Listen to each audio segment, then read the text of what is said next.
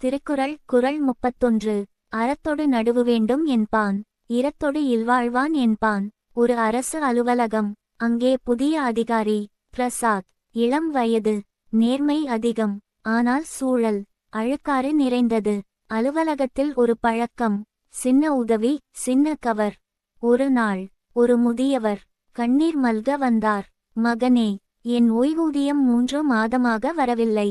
பிரசாத் கோப்பை பார்த்தார். எல்லாம் சரியாக இருந்தது.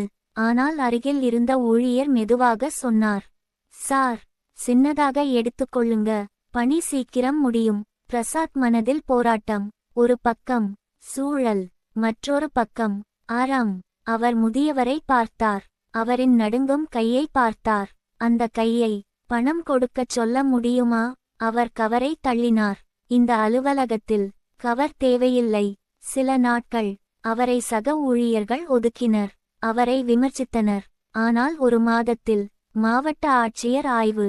அவரது பிரிவு மட்டும் புகார் இல்லாத பிரிவு. பிரசாத் பாராட்டப்பட்டார். மற்றவர்கள் எச்சரிக்கப்பட்டனர். அன்று அலுவலகத்தில் ஒரு மாற்றம். முதியவர் மீண்டும் வந்தார். கண்ணீர் மல்க, மகனே, நீ நீதியாய் நடந்ததால் என் வாழ்வு காப்பாற்றப்பட்டது. அந்த தருணத்தில் பிரசாத் புரிந்து கொண்டார், அறம் உடனடி லாபம் தராது, ஆனால் நிரந்தர மரியாதை தரும். அதனால்தான் திருவள்ளுவர் சொல்கிறார், அறத்தொடு நடுவு வேண்டும் என்பான், இரத்தொடு இல்வாழ்வான் என்பான். திருக்குறள் நேர்மையின் நித்திய குரல். Thank you for watching. Like, share, subscribe if you enjoy the story. Next story on Saturday. Bye.